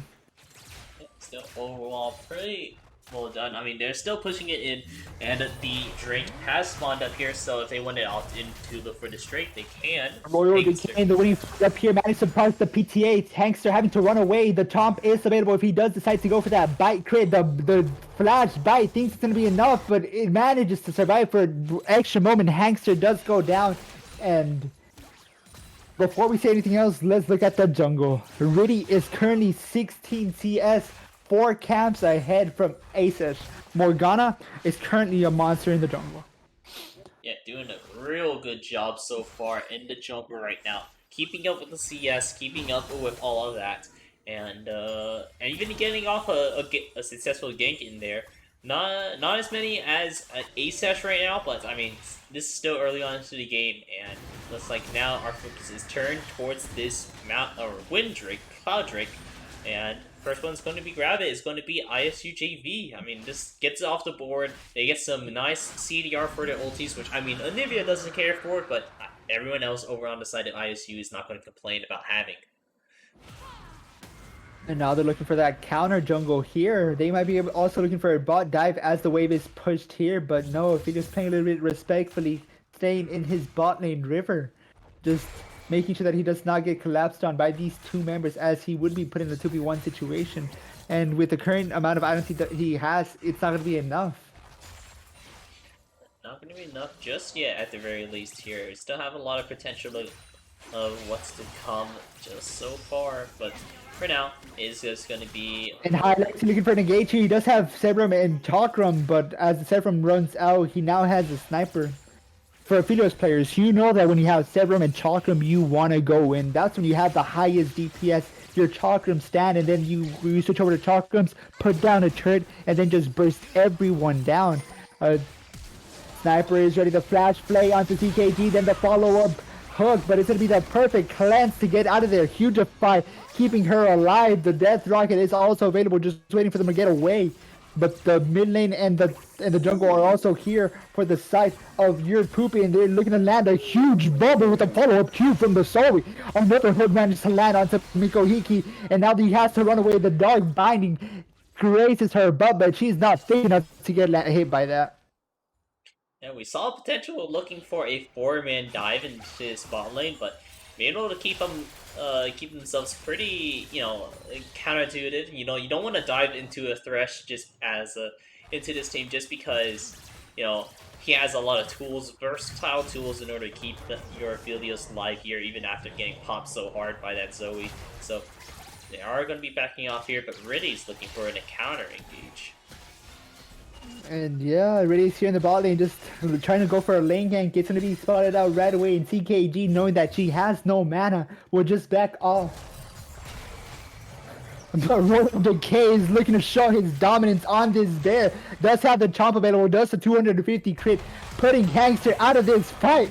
Goes for the Stormbringer to disabling this tower, and now turning into that will get pulled back into tower range, and now Hangster is on the winning side of this fight, but not for long enough, as the thundering cloud does come down, and he might be looking to re-dive this, as he does have the wave for it. Potentially, but not having his ulti or a lot of mana is not going to be really encouraging of doing so, but Aristocrat might be looking for a kill here, potentially, or at least popping the egg. And Ignavia does come down. Aristocrat does not have the burst as of now, just trying to whittle her down. She does not have mana, forcing her out of lane, and Aristocrat playing this mid lane Zoe almost perfect to the team. Yeah, I mean, we're seeing 100 CS, so we're at 13 minutes into the game here. Pretty nicely done. Looks like they are looking to push out this mid lane because Herald is going to be dropped. CP coming out from Southern Carnivore, but it's only going to save it for a moment longer. This is going to be a lot of gold coming over for the side of your And Poopy. they can potentially for the dive. The isolation damage is not there. Clutch is providing that safety, just zoning everyone away. They do pick up 2 tower planings, almost a third, but as the time is going to expire, it's going to feel a little bad that they did not manage to get that one. A little bad indeed here, but I mean, hey, all is fine. They are able to pick up 2 turret plates off of that, so they aren't able to get the full effectiveness out of that Herald charge, but I mean, hey, getting some gold for you in your laner is going to be always a plus. The Dark Binding does not connect, and he managed to stun Riddy. The Black Shield does not manage to land early enough, and the Soul Shackles are there. Royal Decay just trying to get away from there. Asesh is there for the secure of the kill. And now they're looking for a turn. Aristocrat is there. She does have the Proudest Crowd to get into Southern Carnivore. Southern Carnivore falling down. Hangster on the run, using this World Ender to try to get away. The Blast Pan, the double flash over, and Royal Decay almost falling down. Hangster, massive damage, does get stunned, does have the chomp available if he does so decides to follow that up, but it might not be enough damage as Hangster does manage to land every single Q, shutting down the bear. Yeah, he does shut down Lightning Bear, so there's going to be a lot of gold over the pockets of Hangster, doing quite nicely for himself here. And I do want to point out for gun order wise, Aphelios is quite an interesting champion, and the gun order actually matters on how, on how you want to play things. You typically want to try to keep your gun order in a way that's, there's no bad gun combination, and typically there is no bad gun combination. There is like unoptimal ones, such as like going Graviton plus Severums. You don't necessarily want to see those combos just because, like, you get a kite better, but at the same time, you don't get to have some of the other options that you would love to see. Right now, we're seeing the gun combo of Infernum plus Zevram. Good gun combo for quite a bit of AoE damage. And yeah, the huge fight goes down, but it's going to be the cage that prevents them from further engaging here. Beautiful Lantern trying to get them out, and it's going to be Asesh coming down here for an engage, but it's not going to be enough damage to take anyone down. Meanwhile, in the top lane, in the mid lane, River, Aristocrat goes down to Riddy as she picks up another Dark Harvest stack. Yeah, able to pick up yet another Dark Harvest stack for himself. Asesh is going to have to flash on out of there. He does not want to be caught out. Not going to be able to stop this strength, but at the very least, he's not going to give up another kill over to the side of ISUJV, who's currently at 1.4k in the gold lead, just about. So we're looking at a needlessly large rod worth of difference, or I suppose a closer one would be like a BF sword-ish. So pretty good ahead in terms, but we'll just have to see how it goes. The K looking for an engage here, and there is no tower for Hangster to run back to. He's going to be getting ranked down. The PTA prog does go down by us. It's also available for Royal Decay. He so decides to use it. 199 damage, and Hangster pops the World Ender to try to get some damage away, but decides to just disengage that and not follow through. Does not want to push his luck any further. He does have wards around, and they could potentially be an Asesh sitting in some bush there, and you don't want to be singled out being baited by Royal Decay, seeing how much damage that Royal Decay can really do, and then really stalling out here. So don't want to be risking that, just going to be going ahead and moving on into this bot lane right now. The can showing us a little bit of tower pushing. CKG is in a better position, honestly, even though he's still down 2 kills and 1 assist. Or against the Aphelios right now, he is going to be, sitting pretty well. He's still farming up very nicely against them. And Clutch trying to fish for another hook here, does not manage to connect into anything. The Lantern goes down. Royal Decay looking for an engage here in the top lane as he does manage to catch Hangster out. He will be pulled back. Asesh is here in the top lane to try to go into Hangster. He has to walk near minions or he's going to get that isolation damage, but he walks towards Riddy. Black Shield goes huge as Asesh Ghost using his Eclipse for that extra shield, that extra damage. And meanwhile, in the bot lane, Aristocrat managed to lose against Sudden Carnival, and now Royal Decay looking for something else as Riddy is on the run, does get stunned, does not get Prowler's Crawl, but it's gonna be this Lightning Bear who gets another bite of Morgana and secures the kill.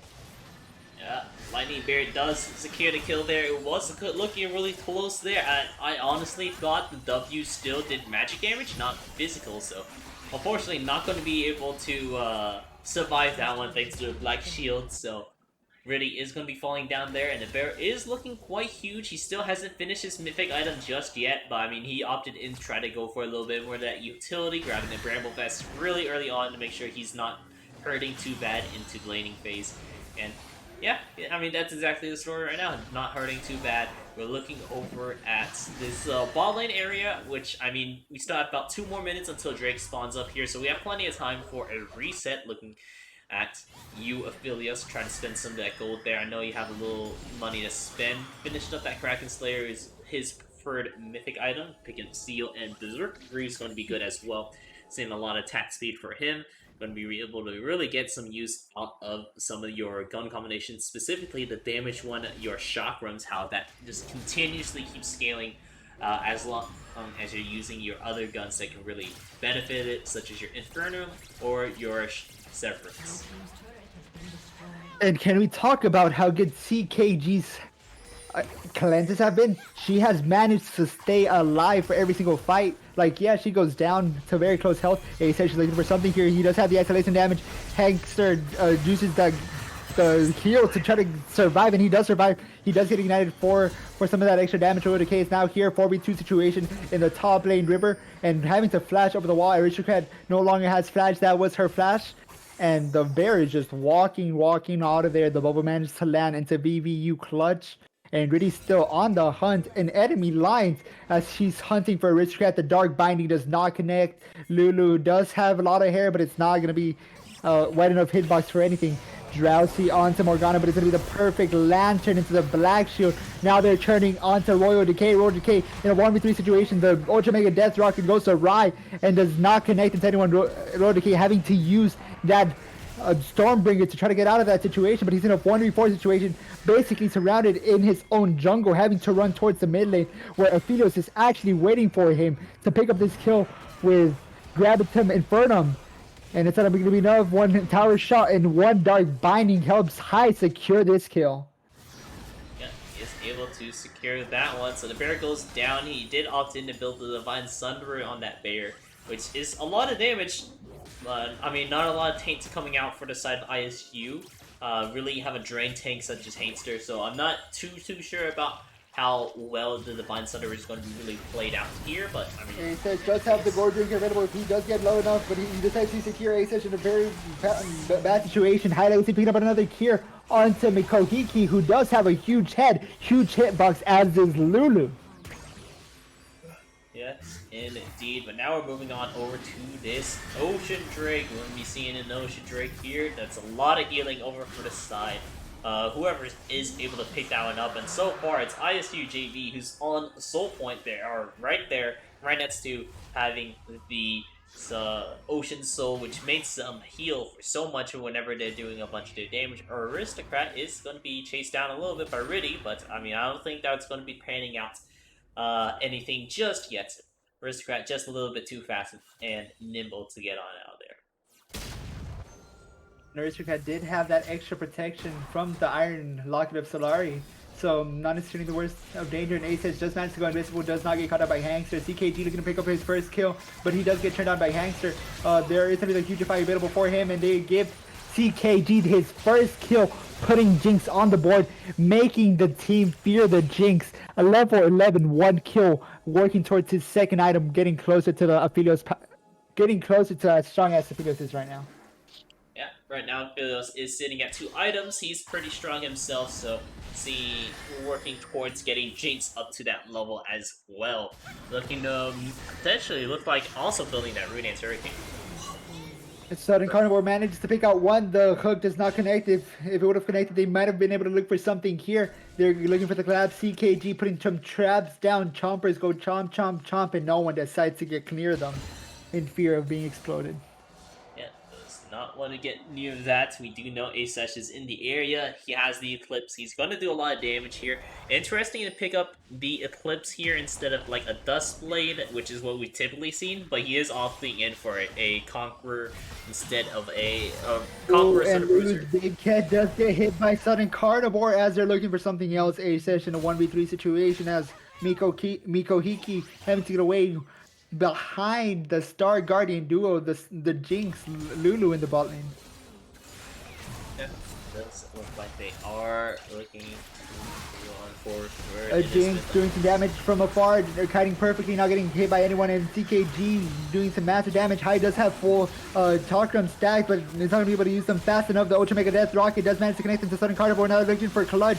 Clutch far away behind everyone else. The egg allowing Agnivi to stay alive for a little bit longer. CKG doing some massive damage, managed to stay alive, pick up another kill, and now they're turning onto the rating, but she goes golden, but the Chompers are not there to secure that kill. Mikohiki gets hooked by another hook by Thresh. Big ol' head and big ol' head box, as CKG will also fall down to the Anivia.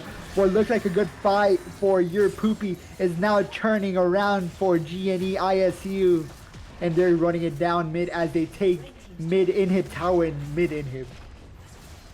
They are keeping on going to here. We're seeing that they are able to pick up the mid inhibitor. There it is, one last strike, and right now Well, ISUJV is sitting in a very comfortable spot. 5k gold lead, doubling the kills over the side of your poopy.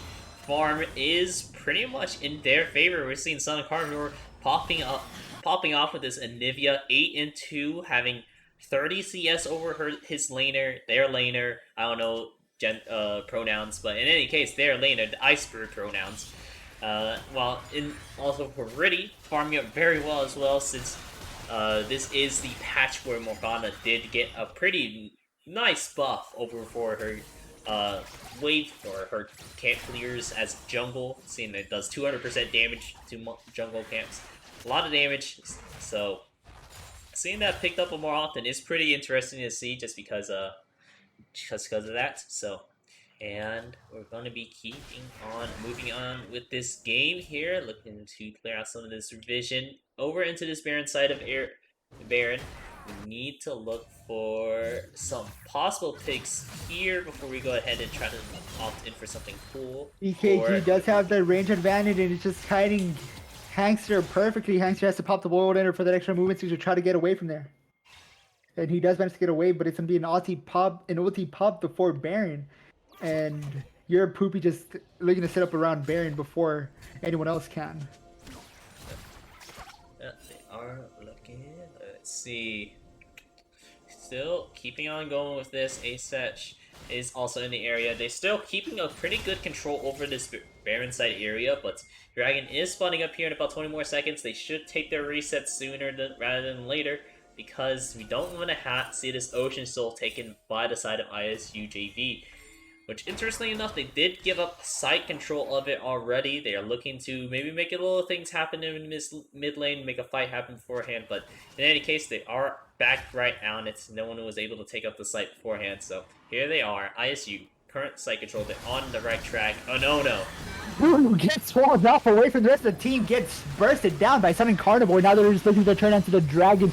The Dragon going by the ultimate, the Death Rocket almost steals it, but it's going to be Thresh who tanks it, and he was not close enough for it to do AoE damage into the Baron. Now the Dragon, now they're looking to turn into this bot lane tower, potentially look for a dive. Hangster does have the Black Shield on him for that extra protection. He cannot get CC'd, but instead of doing that, they're just catching bot lane, and they're looking to push it down. We'll see how it goes. I mean, they're able to take up Miko Hike, and grabbing that Ocean Soul is doing a wondrous job. Really nicely done by Sun Carnivore to get that wall off, blocking off Miko Hike, hitting that slow on him as well, so they really couldn't get out of there.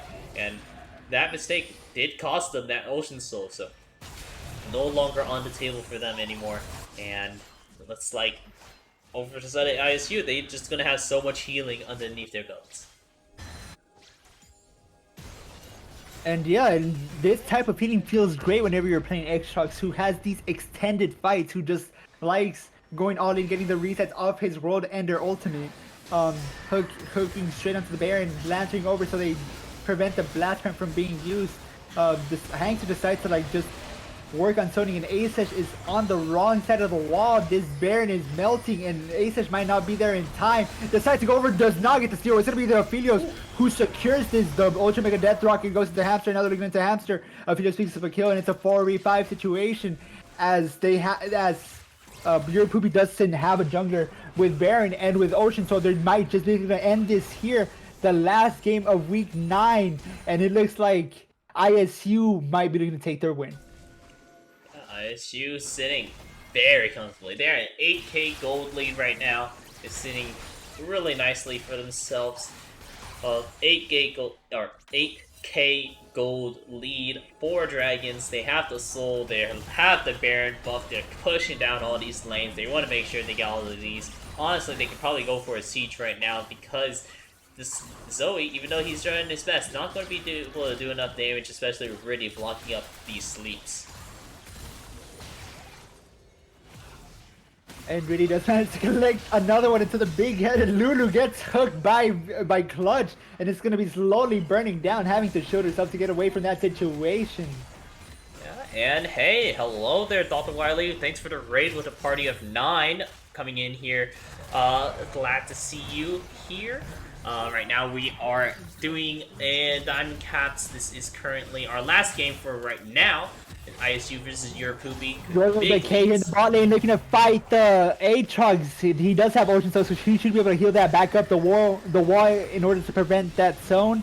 And managed to pick up yet another inhibitor. 2 inhibitors for the side of ISU, and they're looking for this bot lane tower. Royal Decay having to respect the roam and just walking away from tower. This should be triple inhib for them, and this should be a situation where your poopy are put the sword against the wall, just having to slowly sustain. Hopefully they get to play through Baron. There's 1 minute left on Baron for the side of ISU, but they're looking for a fight here. Beautiful wall, having to flash over it. Jinx to get away from that situation. She does have the cleanse if she does get caught out, but after the cleanse, she doesn't have any other util. She did go full glass cannon, and a tower goes down. They continue this clutch in the front line with a black shield, looking for something here, trying to fish, and he caught a bear as he will be able to get things down there with the cake, having to use the storm bringer to get out of there, and it's going to be this world ended to help secure the kill for the Athenians. A 4v5 situation as he will be falling down almost at the same time as Miko Hiki, and that's a double kill for Hangster as the game is getting ready to end. The bear is the only thing alive. 2 turrets falling down, the rat to prevent him from doing anything, and this has been week 9 of Diamond Cash Division. The bear just dancing as he loses his turret and he loses his Nexus. Yeah, congratulations there to ISU. You guys are going to be moving on up to, I believe it was 4-4. Really nicely done for yourselves. Able to beat out your poopy on this game and move yourselves up a little bit into this bracket here. We did already stream your game. I do know that one. Your poopy, I was not able to stream your guys's, so unable to get those quarterfinal games. But in any case, congratulations to you two. Or to congratulations to ISU on your game as well. So in any case, that is our Diamond Games Week 9 for tonight. Really close games here. I mean, or not close games, but really decisive games here. They did help move around the bracket a little bit here. Really set in stone some of these placements, and yeah, it really just a good display for each of these team members. I'm glad we were able to show these games off here. Can you have any lasting thoughts to give off to the stream before we go ahead and close it out for this segment? Honestly, beautiful games. I love casting these, and the last one may have started slow, but it sure ended with a bang. There was still hope for the side of your poopy, but it ended up being in ISU's favor as they did secure their 4th win for the season. Yeah, they are able to secure that. So I've been Resco Dragon, he's been Kin, and we've been your casters for this moment. We are going to be streaming a quarterfinal here in about 40 more minutes. I was planning on doing an interview beforehand, but I wasn't getting some responses from one of the teams, so I was just going to go ahead and move those interviews to post game. In any case, I'll see you guys later tonight. He'll see you later. So bye. Thank you for having us.